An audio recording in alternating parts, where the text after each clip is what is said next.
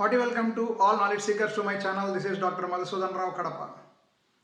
In some other video, I have explained about the branches of engineering mechanics, that is statics, kinematics and dynamics. Here in this video, I am going to explain about the terminology used in kinematics. Here we come across the terms which are related to the motion of a body.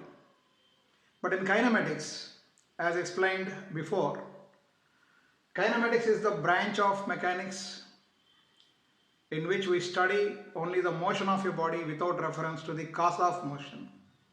So here we will not come across the cause of motion, that is force. Now let us have a look at the terms used in kinematics in deriving the kinematic relations. First, distance. In general, people confuse between the terms distance and displacement.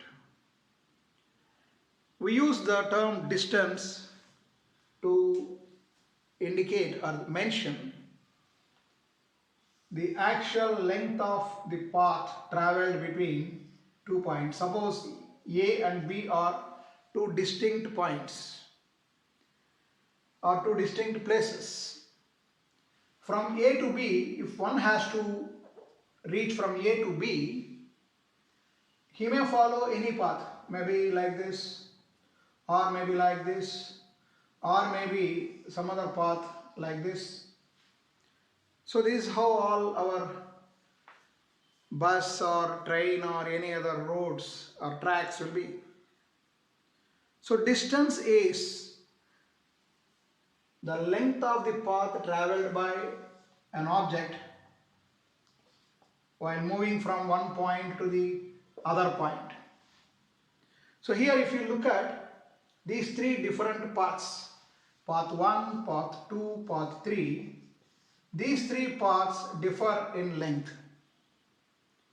So depending on the path selected, the distance may vary. And usually distance is measured in meter or kilometer. It's a scalar quantity.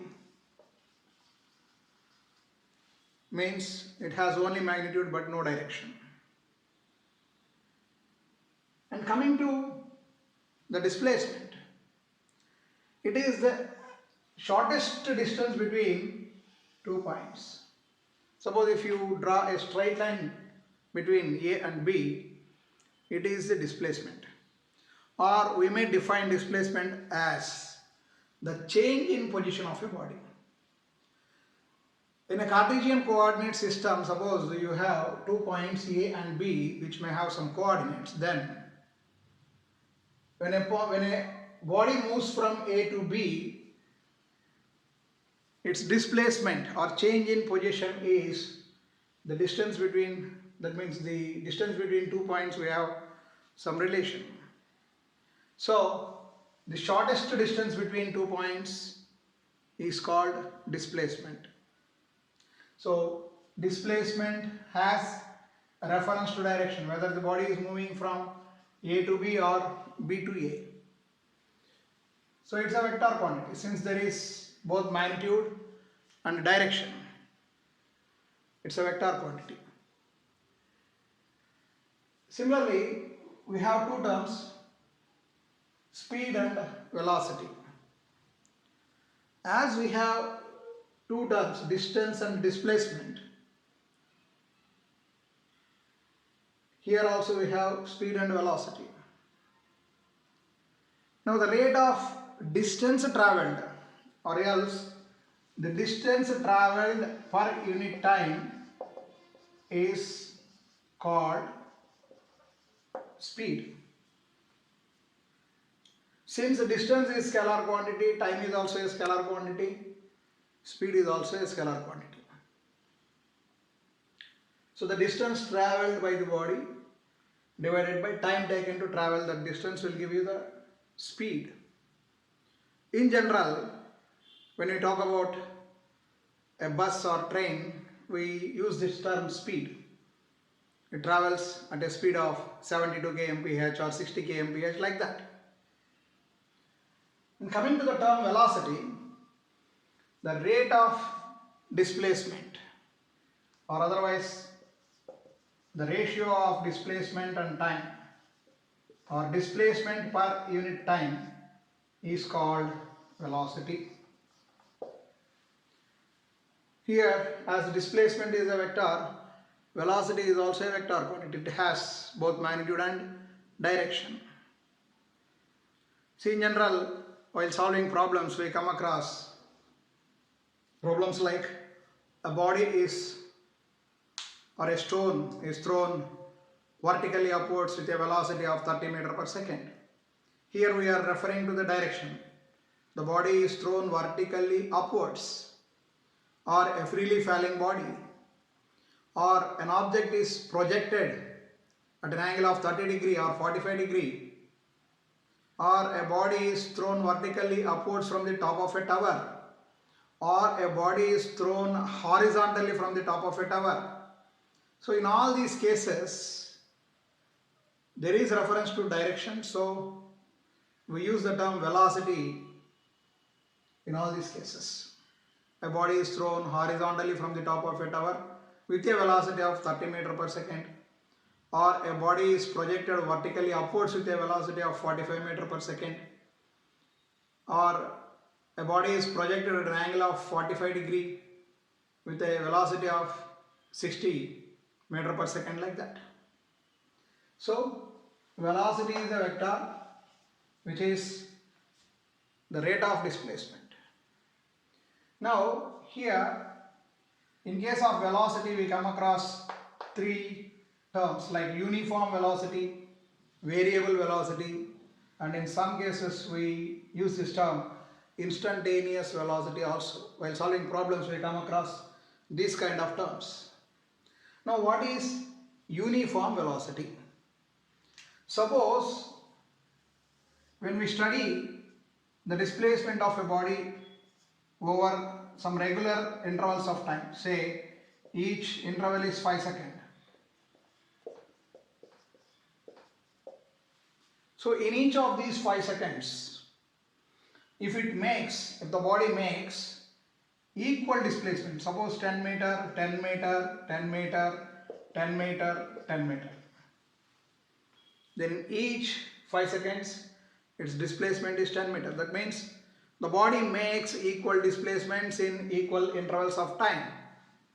So if the body moves such that it makes equal displacements in equal intervals of time, then its velocity is said to be uniform, or the body is said to be moving with uniform velocity. Coming to variable velocity, suppose we have a time scale. Here we have interval of 5 seconds each, but the body makes different displacements in these equal intervals of time. Suppose in the first 5 seconds it makes a displacement of 10 meters, then 15, then 25, then 40, then 60. Now the body makes unequal displacements in equal intervals of time, or otherwise we may take 10 meter as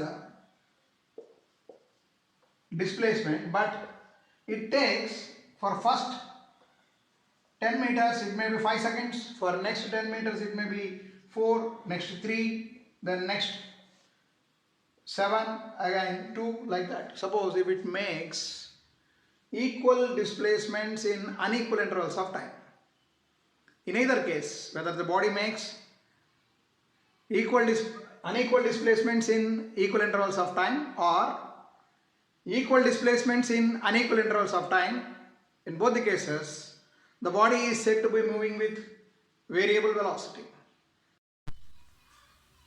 Next one is the instantaneous velocity. Suppose if we observe the motion of a body continuously, you cannot find that the body will be moving with same velocity throughout. At different instants of time, it will be moving with different velocities. So, instantaneous velocity means the velocity of a body at the instant of observation. Suppose if you suddenly look at your speedometer of your vehicle, it may be showing some 70 or 80 kmph. That is its instantaneous velocity at the point of observation. It may be moving with different velocity before or after. So the velocity at the instant of observation is called instantaneous velocity. And coming to the next term, acceleration.